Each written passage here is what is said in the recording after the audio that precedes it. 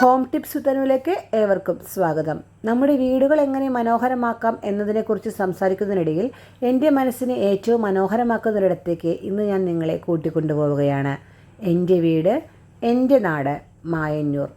മായന്നൂരിൻ്റെ ഹൃദയത്തിലൂടെ ഒഴുകി നീങ്ങുന്ന ഈ പാതയിൽ ഇന്ന് കാഴ്ചകൾക്ക് പതിവിലും തിളക്കമുണ്ട്. ടാറിട്ട വഴിയോരങ്ങളിലെ തിരക്കുകൾക്കപ്പുറം പ്രകൃതിയുടെ ഒരു വലിയ ക്യാൻവാസ് ഇവിടെ മുന്നിൽ വിടർന്നു നിൽക്കുന്നു.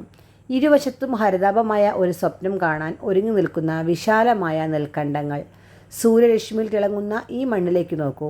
ട്രാക്ടറിൻ്റെ കഠിനാധ്വാനത്താൽ ഉഴുതുമറിഞ്ഞ് വിത്ത് വിതയ്ക്കാൻ പാകമായി നിൽക്കുന്ന ഈ നിലങ്ങൾ പുതിയൊരു വിളവെടുപ്പിൻ്റെ വാഗ്ദാനമാണ് നൽകുന്നത്.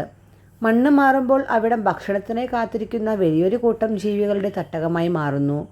പ്രകൃതിയുടെ എത്ര സുന്ദരമായ ഒരു ഭക്ഷ്യശൃംഖല! വെളുത്ത തോലുകളോട് കൂടിയ കൊറ്റികളും ആകാശത്തിൻ്റെ ഉയരങ്ങളിൽ വട്ടമിട്ട് പറക്കുന്ന പരുന്തുകളും കൃഷിയിടത്തിൽ മറഞ്ഞുപോയ മണ്ണിരകളെയും ചെറുജീവികളെയും തേടി അക്ഷമരായി കാത്തിരിക്കുന്നു. ഇടയ്ക്കിടെ വർണ്ണങ്ങളുടെ ഒരു മിന്നൽ പോലെ കനാലിൻ്റെ ഓരത്തു കൂടി പറന്നു പോകുന്ന പൊന്മാനുകൾ, വയലുകളുടെ അതിരുകളിൽ തല ഉയർത്തി ചന്തം കാട്ടി നിൽക്കുന്ന മയിലുകൾ വരെ ഈ കാഴ്ചയുടെ മാറ്റുകൂട്ടുന്നു. ഈ മണ്ണിനെ ആശ്രയിച്ച് ജീവിക്കുന്ന ഒരു വലിയ ലോകം നമുക്ക് മുന്നിൽ ചലിക്കുന്നു.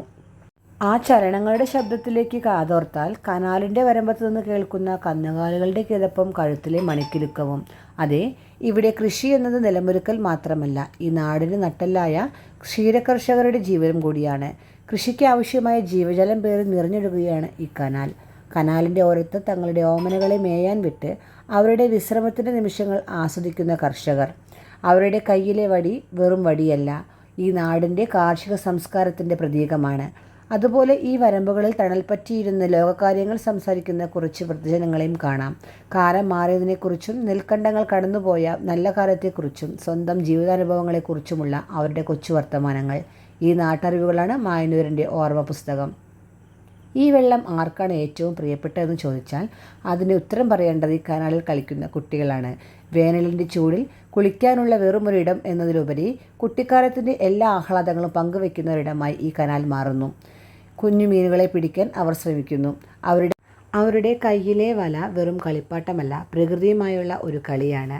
എന്നാൽ ഈ കുട്ടികളെ ശ്രദ്ധിച്ചാൽ ഒരു കാര്യം മനസ്സിലാകും. മീൻപിടുത്തം ഇവിടെ ഒരു വിനോദം മാത്രമാണ്, വയറ് നിറയ്ക്കാനുള്ള വഴിയല്ല.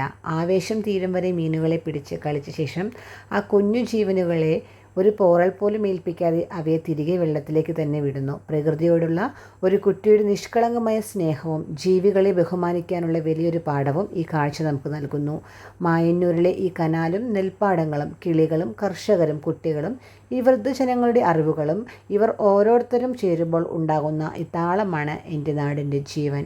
മണ്ണും വെള്ളവും മനുഷ്യനും ഒരുപോലെ ചേർന്ന് നിൽക്കുന്ന ഈ സൗന്ദര്യമാണ് ഓരോ ഗ്രാമത്തിൻ്റെയും ആത്മാവ്. വീട്ടിലെ കൊച്ചു കൊച്ചു കാര്യങ്ങൾക്കിടയിൽ പ്രകൃതിയുടെ ഈ വലിയ ലോകം കാണാനും അറിയാനും സമയം കണ്ടെത്തുക. ഈ യാത്ര നിങ്ങൾക്ക് ഇഷ്ടമായെന്ന് കരുതുന്നു. അടുത്ത വീഡിയോയിൽ വീണ്ടും കാണാം. വീഡിയോ ഇഷ്ടമായെങ്കിൽ ലൈക്ക് ചെയ്യാനും സബ്സ്ക്രൈബ് ചെയ്യാനും മറക്കരുത്. അപ്പോൾ എല്ലാവർക്കും നല്ലൊരു ദിനം ആശംസിക്കുന്നു. ടാറ്റ, ബൈ.